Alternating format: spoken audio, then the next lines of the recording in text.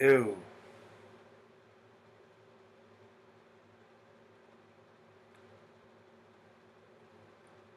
12:08 Eastern Central Standard Time.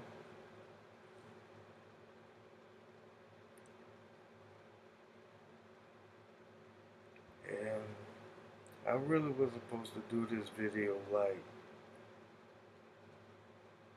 late morning, early afternoon. But I ran into some issues. Like one,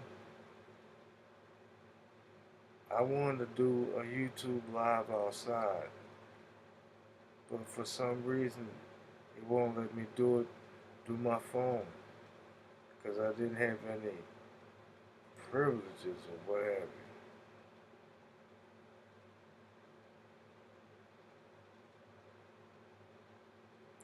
And that was only because I couldn't go on Facebook Live.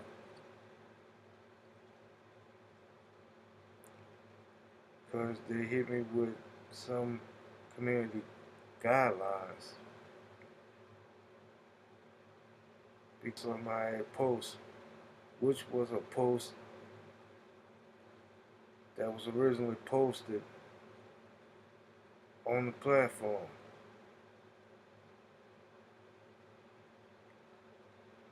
It kept me from going live. And they got me waiting for an entire month, 30 days before you get cleared. And this was a post by somebody else that I shared on my timeline. So you gonna get the errand boy too?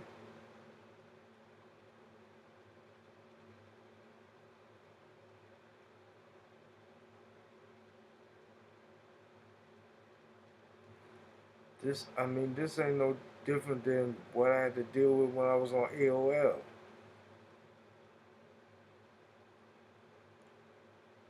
And I literally watched it. When I went to Black Voices and I started posting stuff, and this was like back in 2006.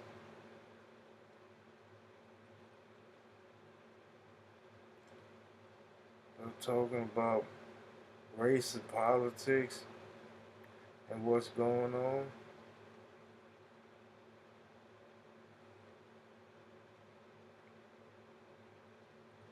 And when I press enter, they give me a message talking about I violated community guidelines, or they can't post it because what was said. Yet they'll let anybody who's a outright staunch racist put anything and don't get reprimanded.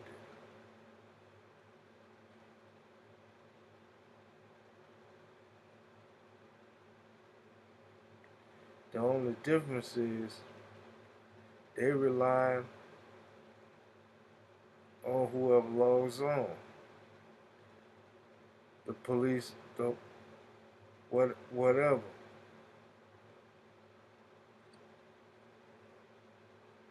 But AOL themselves don't do it like Facebook and YouTube do.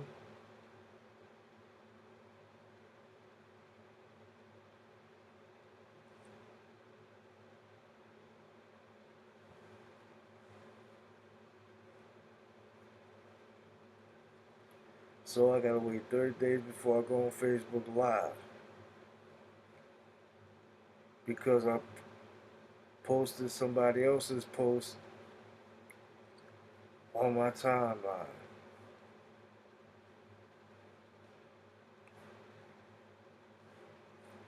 Yeah, they asked me whether or not I agree with their decision. I said no. And I don't Say, what's so offensive about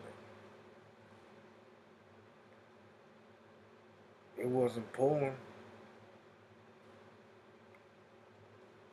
It wasn't anything disparaging towards any race or any ethnic, ethnic, ethnicity or any group.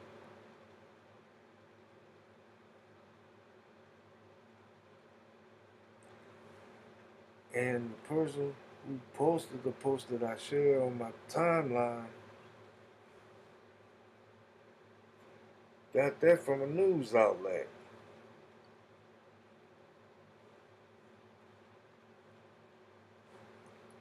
See how ridiculous this is?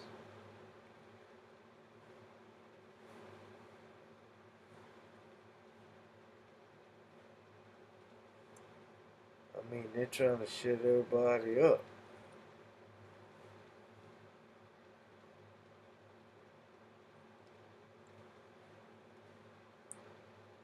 What post was it? I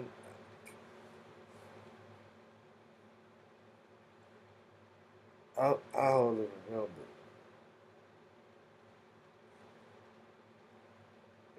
It was so much. I really truly can't keep track.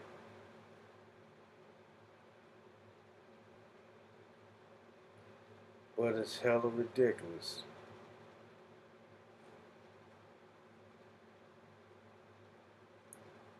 I mean, we could be posting content,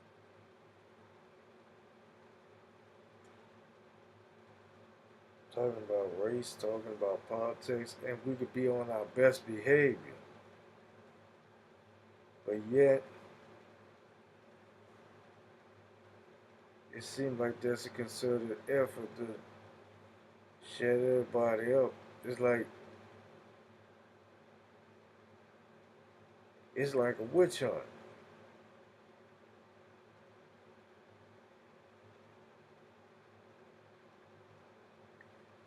And for what?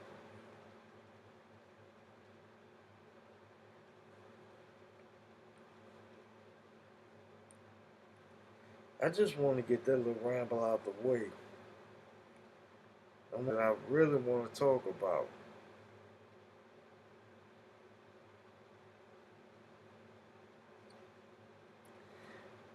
Every Christmas around this time,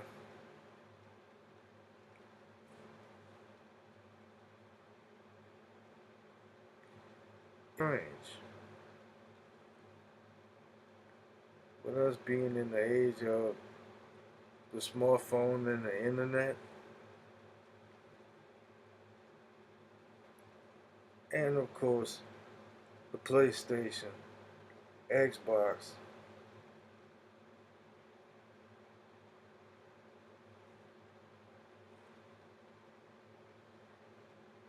you rarely see any youngsters outside.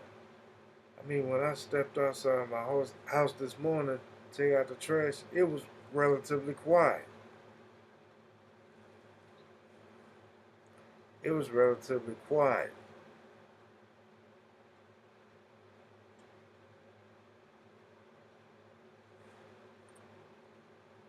I can't even hear no roaches shooting dice outside. It was so quiet. I guess they were inside somewhere playing Call of Duty or whatever.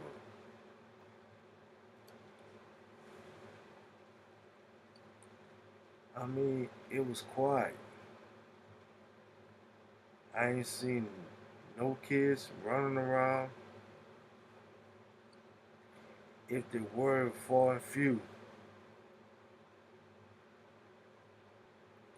Kids riding their bikes or they're skating.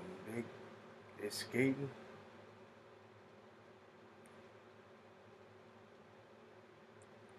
We don't see that nowadays.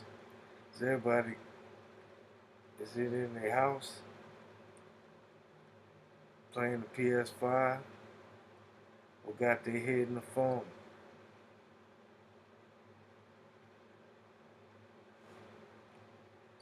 I mean, it's a whole lot different than with anybody who was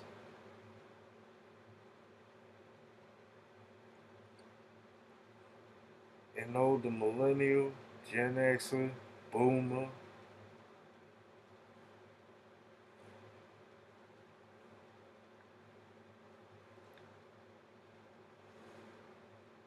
especially Gen Xers.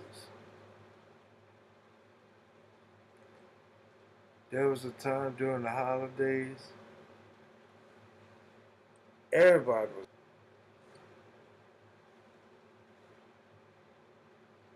and where I lived, which was behind an elementary school, one or two that was inside the projects.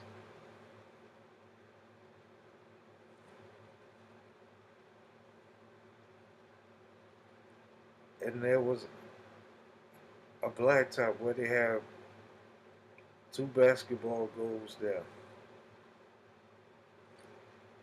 Every Christmas holiday, we would ride our bikes and skate around the blacktop. Even if you're not riding and skating it outside the school, that's what we do.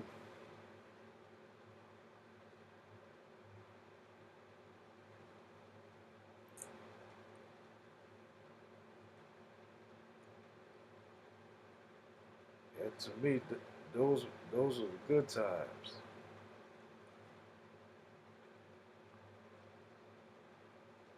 Everybody got their big wheels. I had the red, white, and blue one. And of course, this was back in '76. It was a bicentennial year.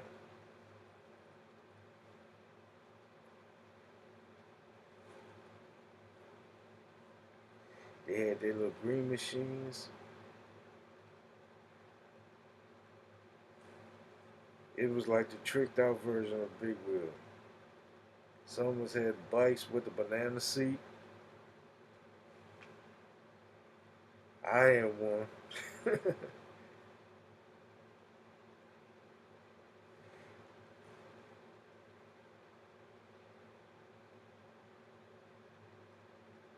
Everybody had their little toys that, like the Evel Knievel wind up toys, CNC Speak and Spell, Viewmaster,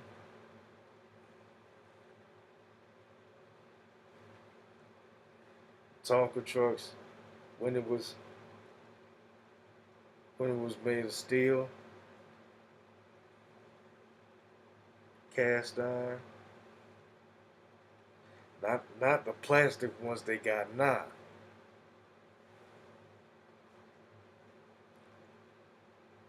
We had a Hot Wheel set.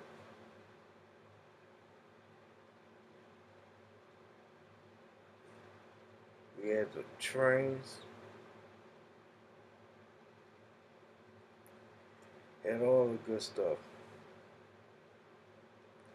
And at that time, we had the video game console. Of course, it was my generation that made it popular. We had the Atari 2600. We had the ColecoVision. We had the Odyssey 2. We had the Intellivision. The first Nintendo. The Super Nintendo. Sega Genesis. Yes, we used to stay inside and play those games, but we still went outside.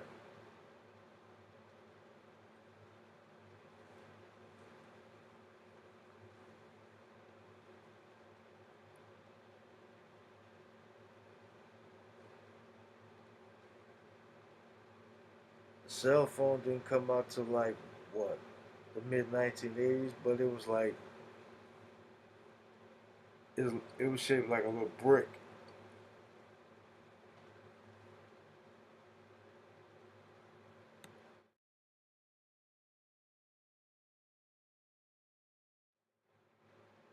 like a like one of them house phones. That's what they shaped like.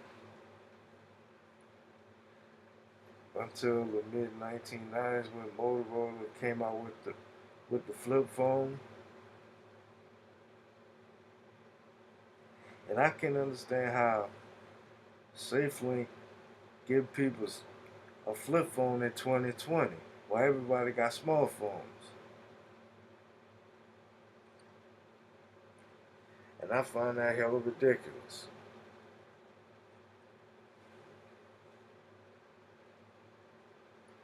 I find it hella, hella ridiculous.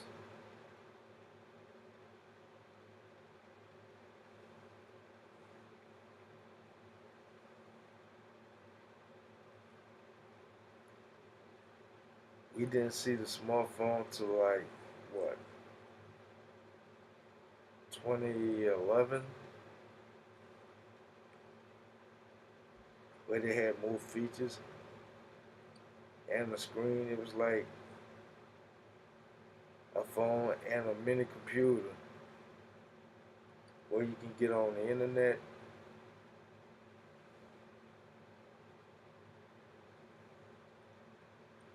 Like you would right now.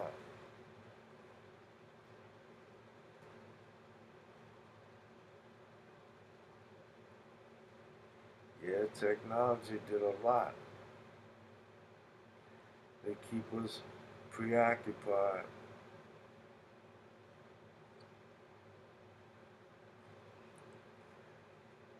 I'm not that type of person to keep my head in the phone.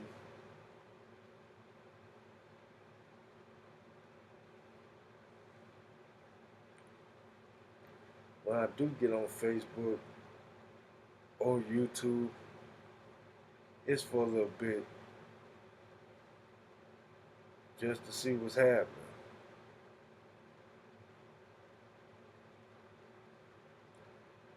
But I do use my phone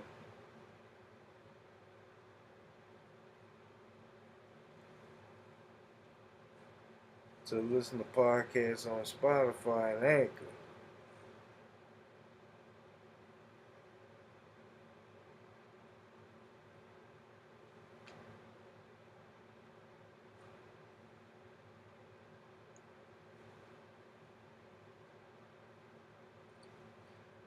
Whether it be the Angry Man or whoever got a podcast that is interesting. They also have audio books on Spotify. Like one I listen to a lot, The Subtle Art of Not Giving Up, You Know What. Mark Manson's book. I would really like to have the actual book just so I could pick it up and read it over and over and over again. But the audio book is good.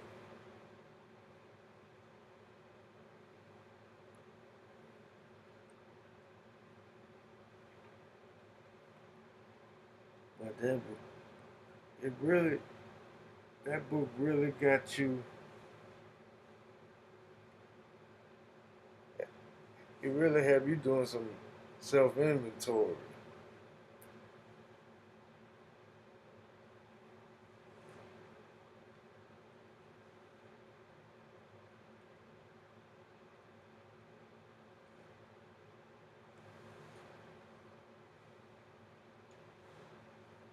Wow.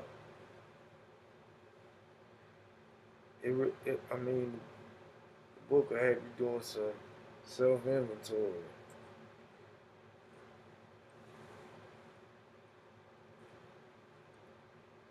And it says Mark Manson said something that really interesting, saying you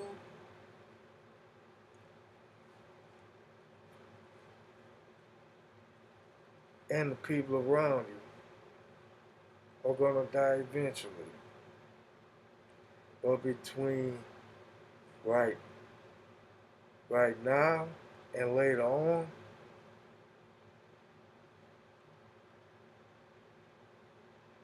You gotta decide, or should I say, you have a limit to how many F's you give.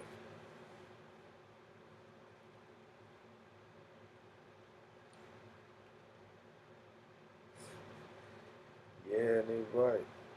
That that's a good one. But I really like to have that orange book so I can pick it up and put it down. Cause I'm one of those people who like to read.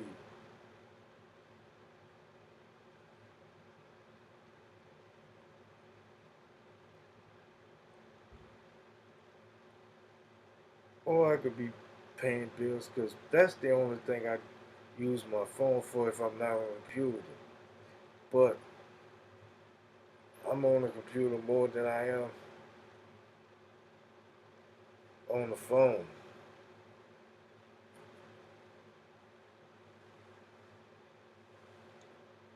But but there's something in me that don't like to be cooped up in the house.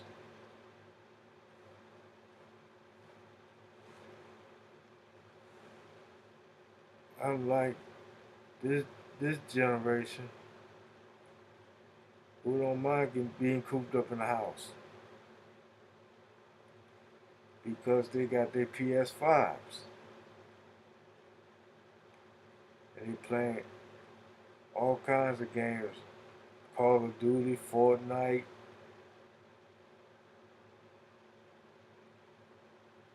whatever game they got.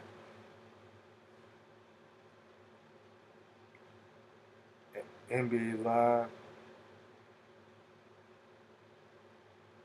Madden.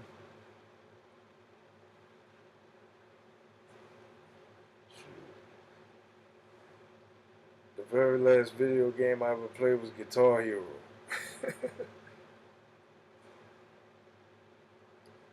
And that was back in 2010. A whole 10 years.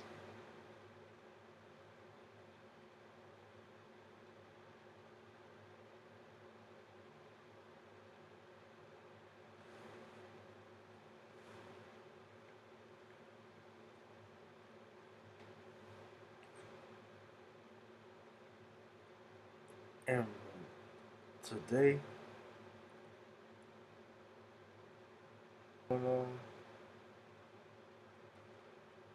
you start to wonder if we ever gonna see a reincarnation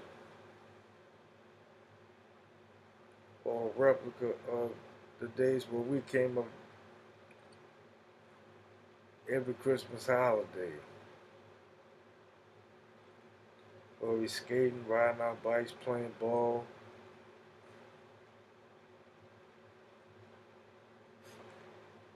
depending on where you are playing in the snow. Here in southeast Louisiana, we don't see the snow but once every other blue moon.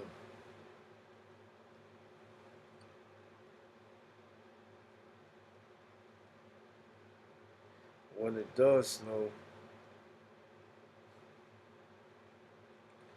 it isn't like the type of snow you'll find in Minneapolis, New York City, Chicago, even Dallas, Texas. When I lived out there, I saw how fast that weather changed. I went to work, it was like 72 degrees. When I left work, it was 25.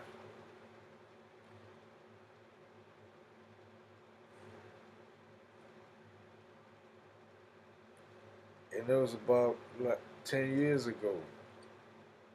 And they was hosting the Super Bowl. And it happened on Super Bowl week. Talk about trying to get through those 12-hour work days.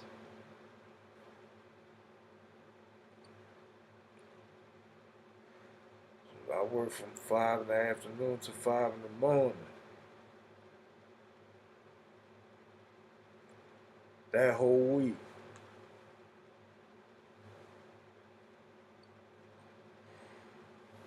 And then wait for that light rail and the buses to start running.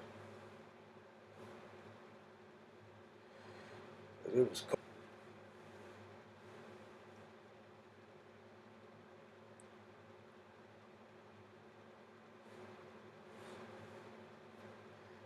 You don't get that type of cold in southeast Louisiana, like I said, once every other blue moon. We rarely ever see snow. If we build snowmen with mud.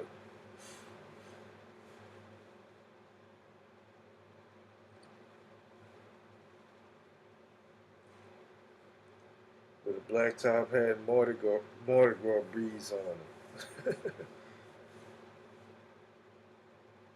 Or a Saints hat or something.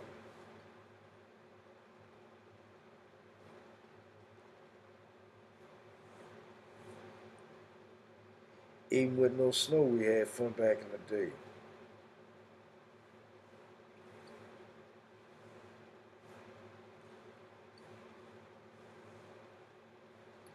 But I don't see that type of thing happening in 2020.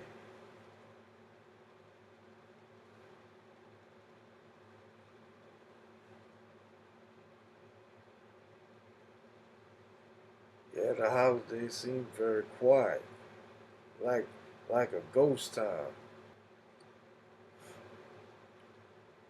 And in many cases, it do be a ghost town because you got people traveling, leaving leaving the city, going somewhere else, either on vacation or visit family who live out of the city or out of state. Not seen that happen.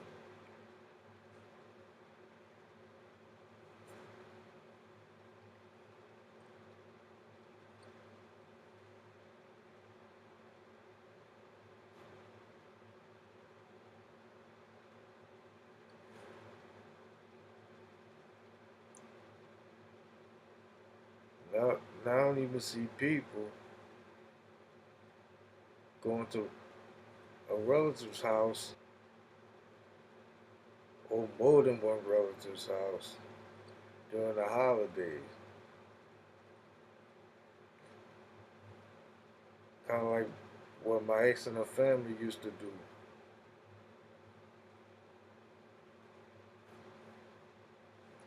But not just about everybody scattered.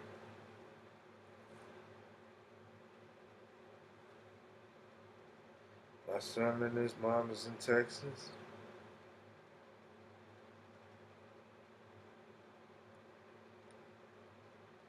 My baby brother's on the West Coast.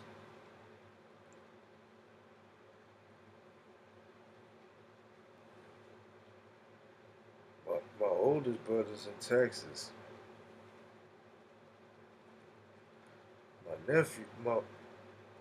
One of my older nephews in Texas. Few family members still in the city.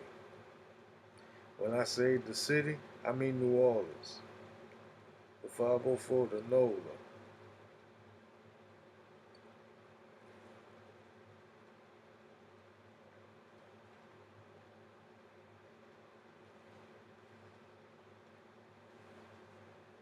Things do change when you get older.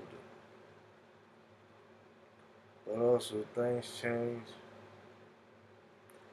over time because everything is constantly progressing.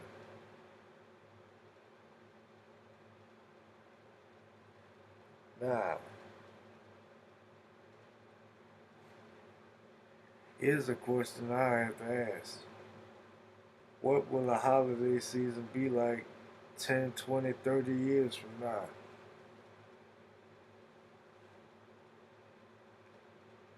Will it go back to everybody playing outside again? Like I did back in the day? Like any of us who are boomers, Gen Xers, and older millennials. Are we going to see them days come back again? Or are they done?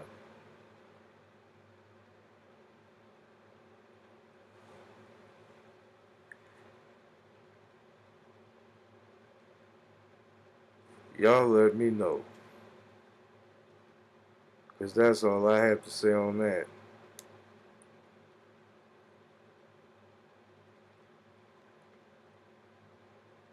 Right now, I'm about to get off. I'll see y'all when I see y'all.